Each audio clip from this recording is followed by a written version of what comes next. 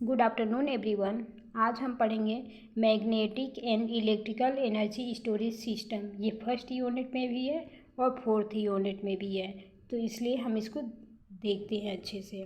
इसमें टॉपिक देख लेते हैं कि कौन कौन से टॉपिक इसमें दिया गया है। उसके बाद देखेंगे कि इलेक्ट्रिकल क्या होता है कि different mode of energy storage होता है। उसमें केमिकल एनर्जी स्टोरेज होता है, थर्मल एनर्जी स्टोरेज होता है, और थर्मल एनर्जी हो गया, इलेक्ट्रिकल एनर्जी हो गया, इलेक्ट्रॉनिक एनर्जी हो गया, केमिकल एनर्जी हो गया, फिजिकल एनर्जी हो गया। तो different mode of energy storage होता है। उसी का एक पार्ट है कि electrical and magnetic energy storage क्या होता है, जिसमें कैपेसिटर और इलेक्ट्रोमैग्नेटिक। फोर्थ यूनिट में हम देख लेते हैं कि टॉपिक हमारे कौन कौन से इसमें आ रहे हैं इलेक्ट्रिकल एनर्जी स्टोरेज में।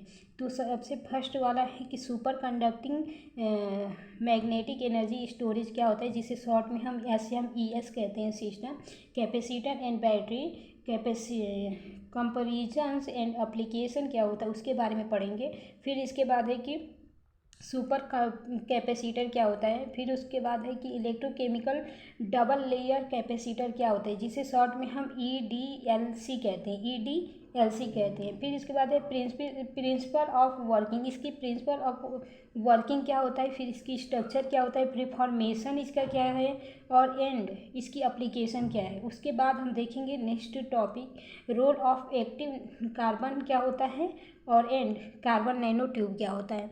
इसमें देखते हैं कि हमारे PPT जो है इसमें टॉपिक कौन कौन सा दिया है। आज इस कौन कौन से टॉपिक को हम कवर करेंगे। टॉपिक 2 बी कवर्ड कैपेसिटर है।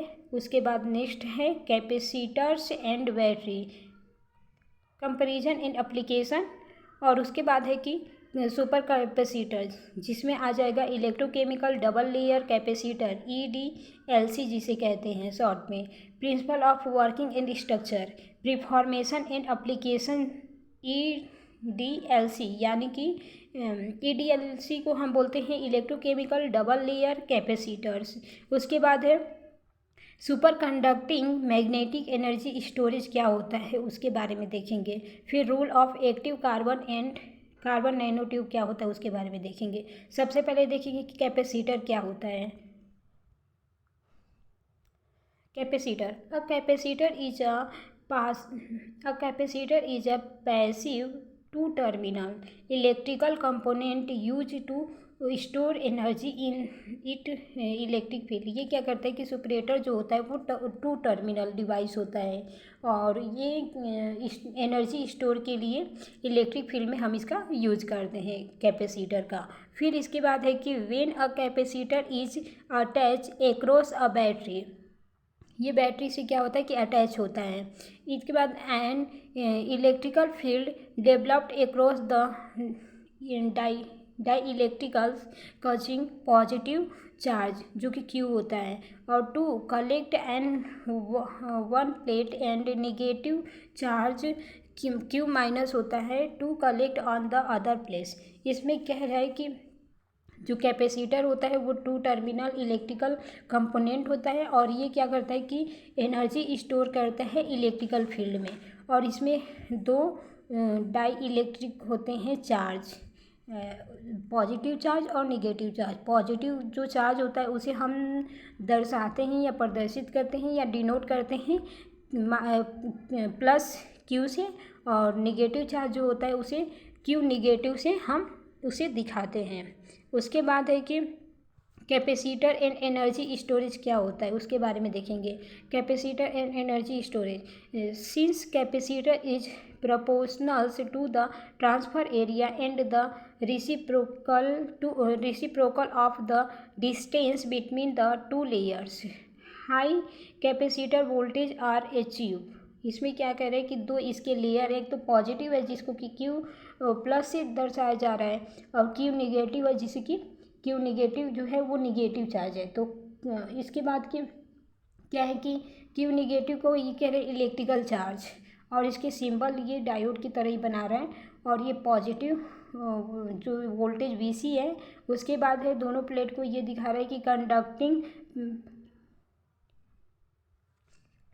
पैरेलल प्लेट है। उसके बाद है डाई इलेक्ट्रिकल इसका वो फॉर्मूला दे रहा है C=KA/D, वेयर सी जो है वो है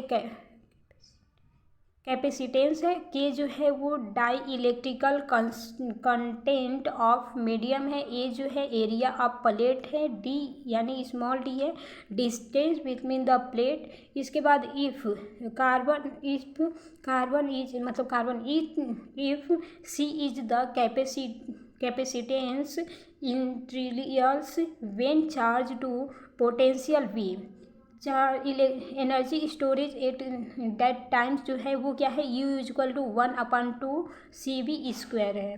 फिर उसके बाद देखेंगे कैपेसिटर एंड बैटरी, इसमें इसकी कंपैरिजन देखेंगे, कैपेसिटर और बैटरी की कंपैरिजन। सबसे पहले कि बेसिक चीज़ें क्या है इसमें, बेसिक क्या है, बैटरी क्या है और इलेक्ट्रिकल कैपेसिटर क्या होता है, सुपर कैपेसिटर क्या होता है, इसमें उसकी कंपैरिजन देखेंगे। बेसिक में दे रहा है कि डिस्चार्जिंग टाइम जो है इसमें क्या होता है, बैटरी में 0.3 से 3 आवर्स होता है, जो कि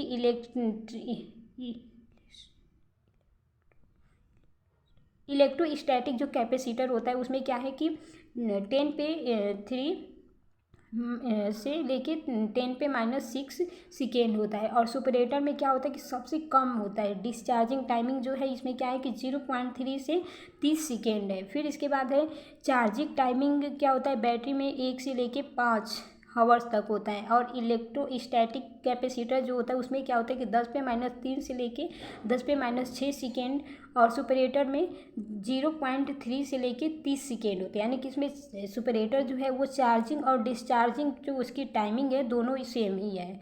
और इसके बाद बैटरी में बहुत ज़्यादा ही टाइमिंग ले रहा है। उसके बाद है इलेक्ट्रोस्टैटिक और सबसे फर्स्ट पे है सुपरेटर्स।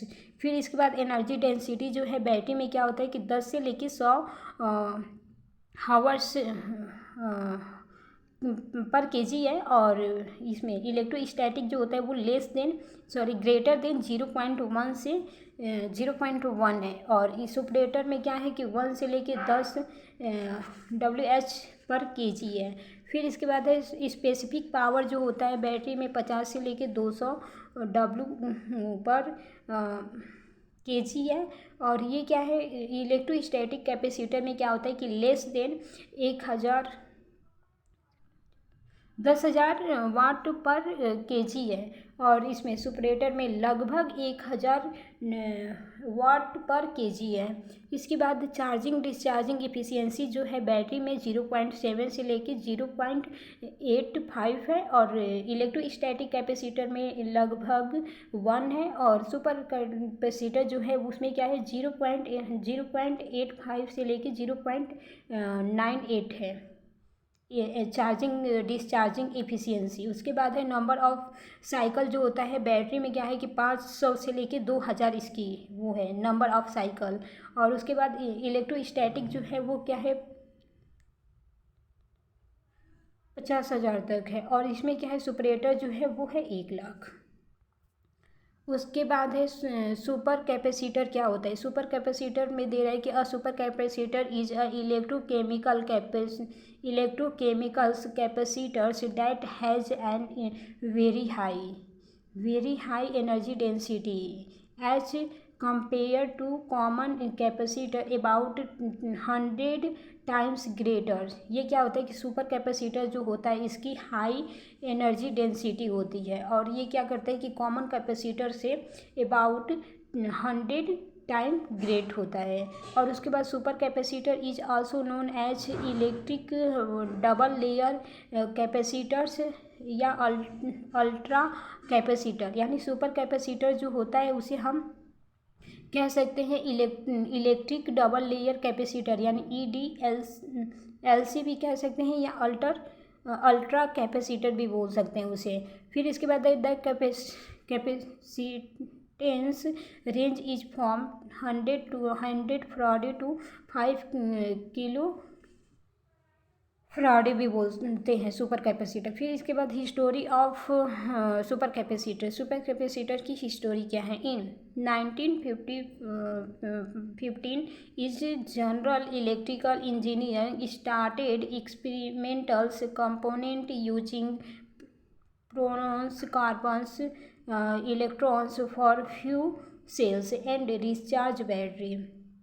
In 1957, H. Bakers developed a low-voltage electrolyte capacitors with porous carbon electrons. The capacitor come to known as supercapacitors as it stores very high amount of energy. इसके बाद दे रहा है कि बेसिक इसकी डिजाइन क्या होती है.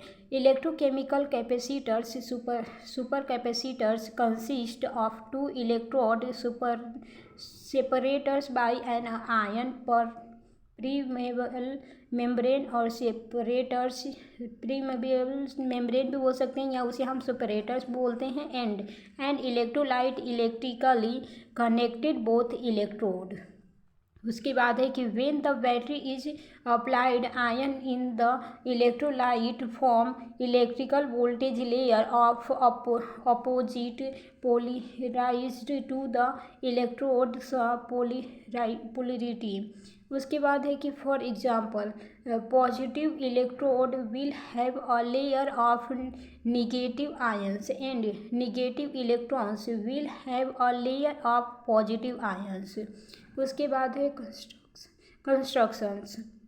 Super capacitors are constructions with two metals false each contact with an electrode materials such as activate carbons. The electrode are kept by an ion permeable membrane separators use an insulators to produce the electrode against short circuit. The construction is subsequently rolls are flowed into a cylindrical rectangular space and in package in an aluminum cans. ये क्या था? Constructions. उसके बाद है कि component of ELDC था कि electrochemical double layer capacitor. Electrochemical double layer capacitors इसमें है positive electrode.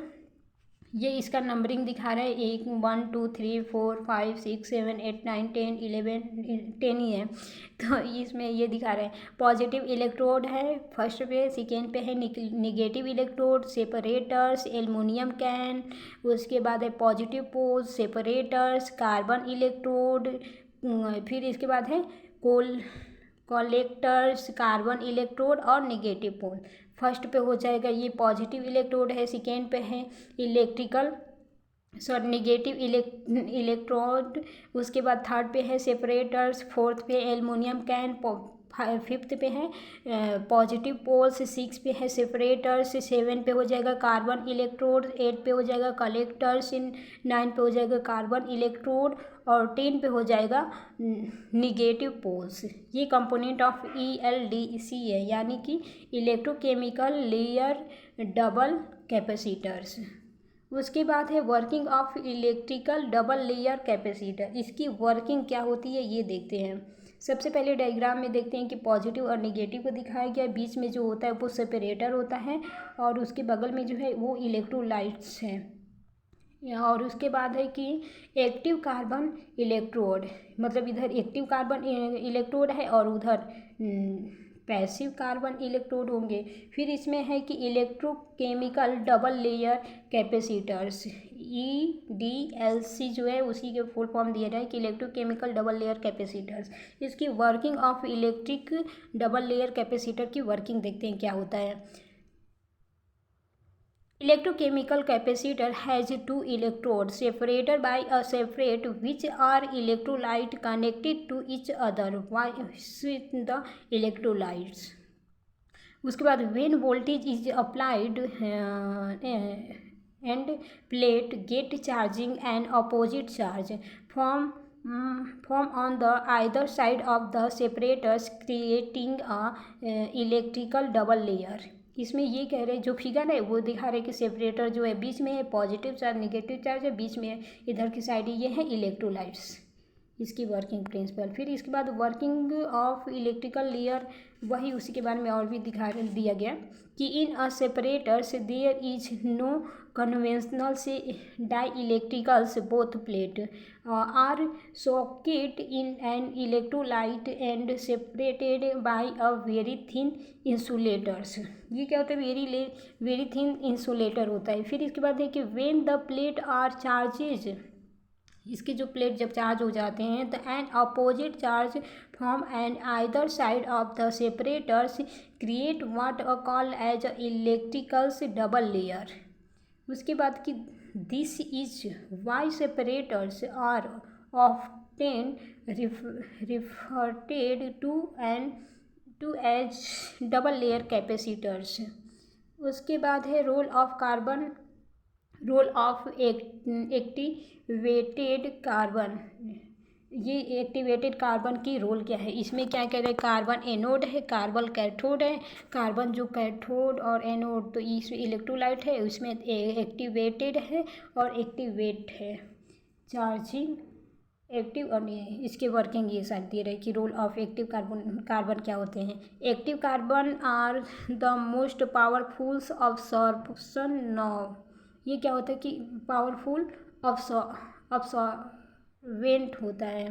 It is basically a solid material consisting mainly of pure carbon. ये क्या होता है कि solid material consisting pure carbon होता है। A charging features is it bronze structure and the resulting immersion surface area which may be as large as 115 meter square per gram gm। फिर है active carbon. Activate carbon क्या होता है, carbons क्या होता है। Work on the principle of absorptions. Absorptions is an interfacing process involving the collections of gaseous or soluted component on the surface of absorbent solid. उसके बाद है एब्जॉर्प्शंस इज जैज द फिजिकल प्रोसेस। ये क्या है कि फिजिकल प्रोसेस होता है that is the substance absorbed on the solid do not undergo any chemical reactions with the letters. इसमें कोई भी केमिकल रिएक्शन नहीं होता है, ये फिजिकल प्रोसेस होता है। उसके बाद दे रहा है कि the absorbing solid is referred to as absorbent and the substance to be absorbed from the liquid or the gas phase as the solute is referred to as absorbed. The absorption's power and rate is determined by the kind of activate carbons, the particles size, the pure size and its distributions। उसके बाद है use of carbon nano tube क्या होता है। Carbon nano tube carbon aerogel. Carbon nano tube या carbon aerogels are use for super capacitors plate. ये क्या होता है कि कार्बन नैनो ट्यूब जो है या कार्बन एरोजन जो है वो क्या होता है कि सुपरेटर के प्लेट पे यूज करते हैं या इलेक्ट्रोड कहते हैं उसे।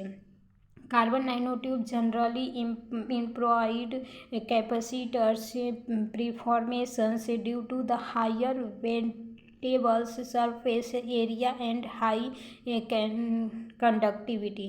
इसमें क्या होता है कि ये हाई कंडक्टिविटी होती है इसमें और हाईली प्रोटॉन्स होते हैं कार्बन नैनो ट्यूब में। उसके बाद है इलेक्ट्रोलाइट। इलेक्ट्रोलाइट में क्या दे रहा है कि सोडियम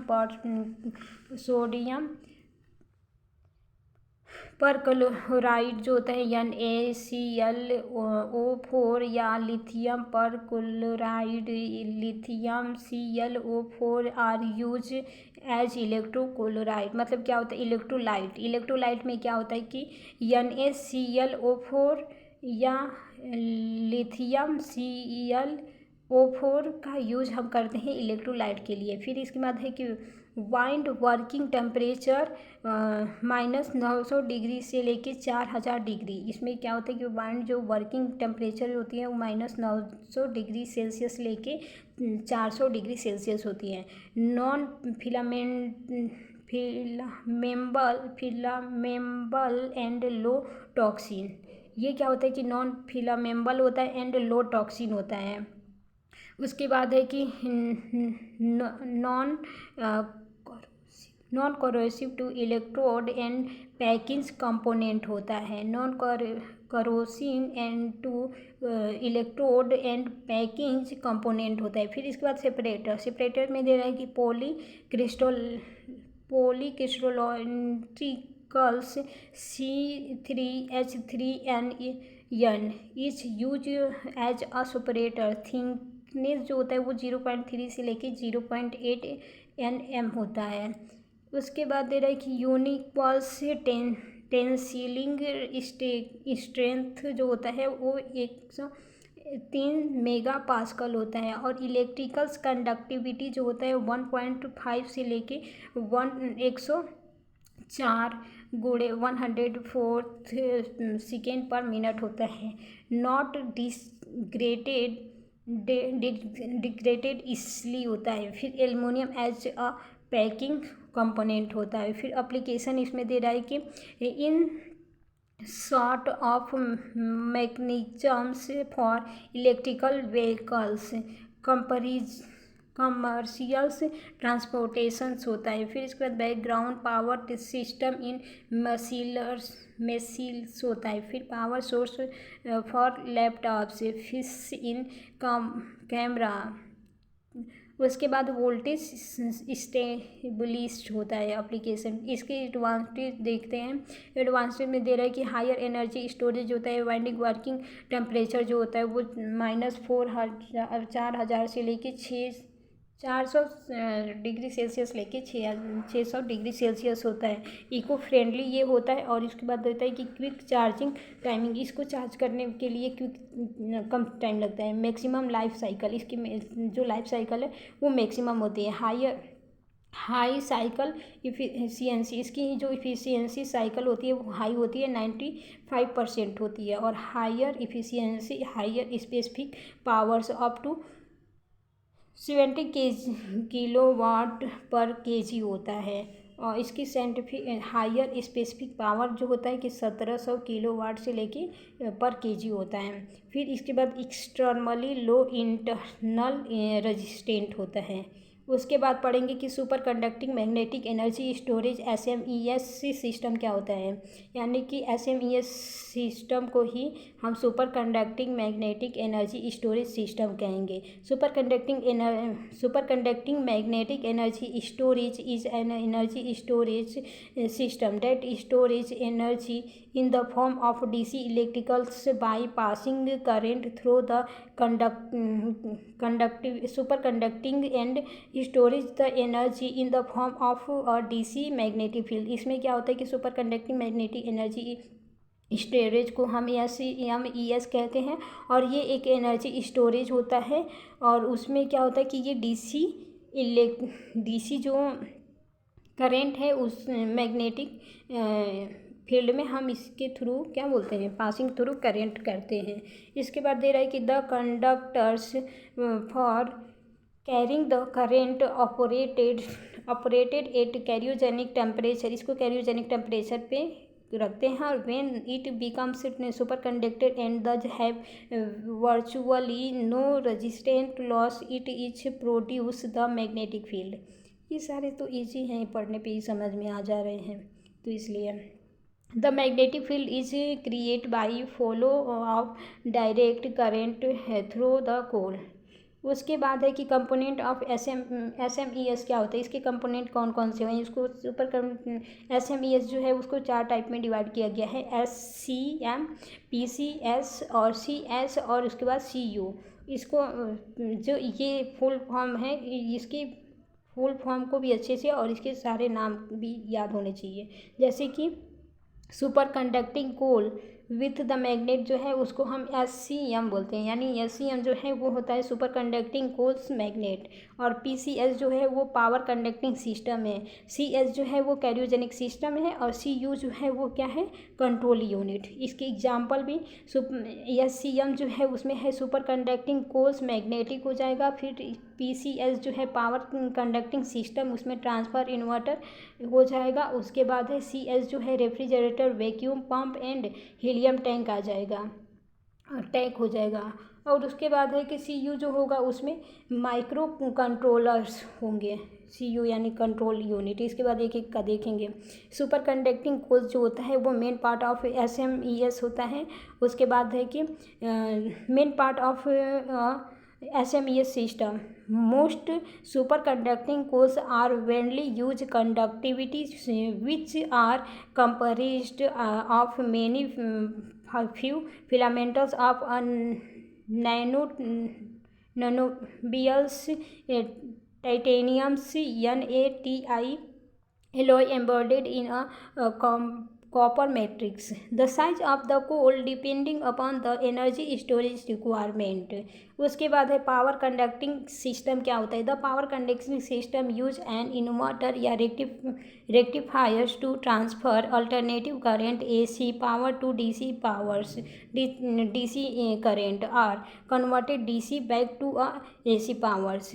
एन AC या DC PCS यानी power conducting systems is use for 2 purpose. इसको 2 पर्पज के लिए यूज करते हैं। फर्स्ट है one is the converted electrical energy from DC to AC और उसके बाद है कि the other is charge and discharge of the coil. उसके बाद है कैरियोजेनिक यूनिट क्या होते हैं। The SMES coils must be maintenance at the temperature sufficiently low to maintain a super conducting state. Commercially SMES temperature is about 4.5 K। इसमें क्या होता है कि सुपर कंडक्टिंग की जो टेम्परेचर है कमर्शियल वो है 4.5 K है। उसके बाद है the refrigerator consist of 1 or more compressor alcohol जो होता है वो उसको हम बोलते हैं कॉल्ड एज या कॉल्ड जो है वो है कोल्ड बॉक्स। उसके बाद है it affect the overall efficiency and, ये क्या है ओवरऑल इफिशियंसी होती है। उसके बाद है कि and cost of SMES systems, ये बहुत ही कॉस्ट होता है SMES सिस्टम।